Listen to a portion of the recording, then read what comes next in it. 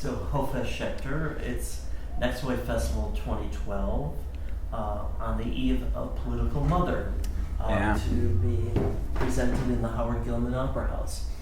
I guess the most important thing to start with is, have you ever seen a performance here at BAM? No, this is the first half an hour I've spent in BAM ever. Good. I've just seen the theater and it was exciting. And what have you heard about this place? Well, I heard a lot of things about this place. I heard, funny to say it in that office, but I heard that's the coolest venue to perform in New York, and that there is something, that the shows of the highest quality in contemporary dance come to BAM, but there is also a kind of like an underground feel to the whole thing. That was the sense that I got from it. It's not necessarily always the obvious choices, right. But it's. Well, it'll be interesting, to see if that holds in truth. Yeah. When you perform on the stage. Let's hope. So your history begins in Israel. Yeah. And you studied both music and dance, is that correct? Yeah, I actually, my first entry point into the art world was through piano, through music, and I was sent to study piano when I was 6 years old, and kind of fell in love with it. Didn't practice enough at all, but loved kind of playing tunes and stuff. So I started to fall in love with the idea of making music and recording music. Right. I got into dance when I was 12, into a youth folk dance company in Jerusalem. And that kind of like introduced me to the world of dance, of contemporary dance and classical dance, through dancers that I met there that studied in the academy in Jerusalem. So I moved to the academy in Jerusalem. That exposed me to the companies in Israel, then moved into the junior company of Batsheva, and then Batsheva, and then life. So tell me about your time with Batsheva and working with Ohad Naharin, the artistic director. Yeah, that was amazing. That was like, actually that was really the school. That was where I was exposed to, unbelievable choreography, unbelievable choreographers actually. I mean, there was Ohad, which, is such a powerful individual and choreographer, but also at the time there were a lot of other choreographers working with Batsheva. Wim Vanderkeep was Teros Saarinen, Forsyth.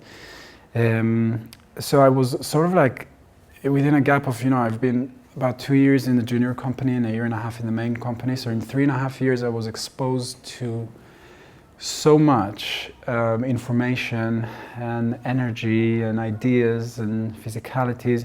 It was really like sitting on a fast train and absorbing information, So it was a very powerful experience, of course, and of course, in a way, Ohad and the movement of Ohad was how I learned dance. That was my school.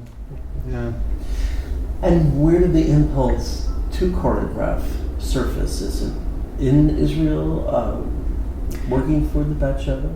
I think actually very early on, already in the junior company, I'm kind of feeling that I really feel like trying, but big fear kind of surrounds it, and I'm not really going for it, and I'm not trying, even though we had sort of workshops for choreographers for dancers to create choreographies, and I just didn't go for it. I was too afraid to try, and I think that kind of like bubbled in me for years.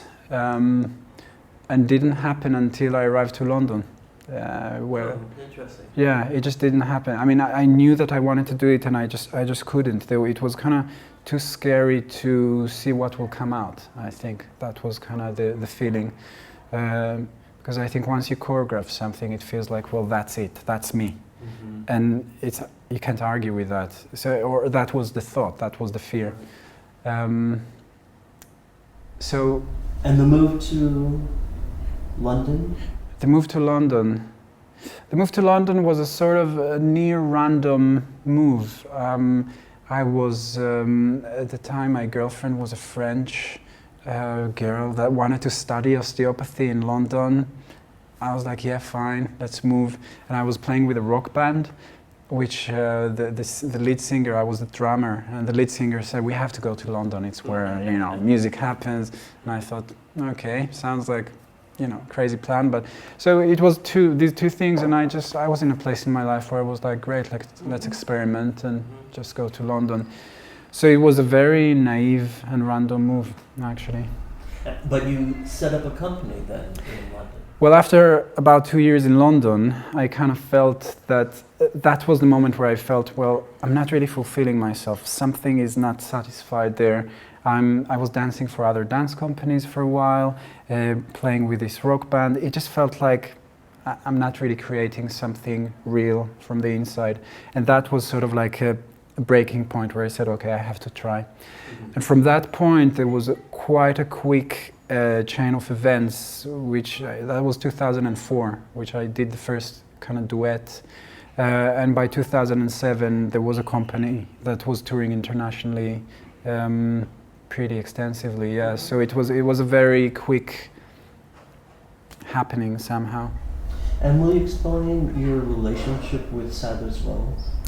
Yeah, Sadlers Wells actually played a role in that push in the work, being exposed to so many people, because in 2007 they were part of a project, a sort of experimental project, where they commissioned a work of mine that will perform at the Place Theatre, then in Queen Elizabeth Hall, and then at Sadlers Wells. So the place 300-seater, about 1,000-seater, and about 1,500, within a distance of half a year. So just because they trusted me, you know, just because they thought it's possible, and they saw the opportunity and they went for it. So yeah, within half a year, I mean, that was In Your Rooms, my old production, and yeah, after the performances at Sadlers Wells, that was when there was much more attention internationally to the work, and I'm an associate artist now with Sadlers Wells since then, yeah, for about 5 years. Excellent. Yeah. And they of course co-commission all the work we do. Right. Yeah. And what is Political Mother for you? Wow. Political Mother is a sort of like a manifestation performance event. It's a, you know, it's a sort of like a wave that takes you. You just sit there, and it's a wave of images that takes you, that hopefully works faster than the mind and works more on your kind of like emotional state and creates tension.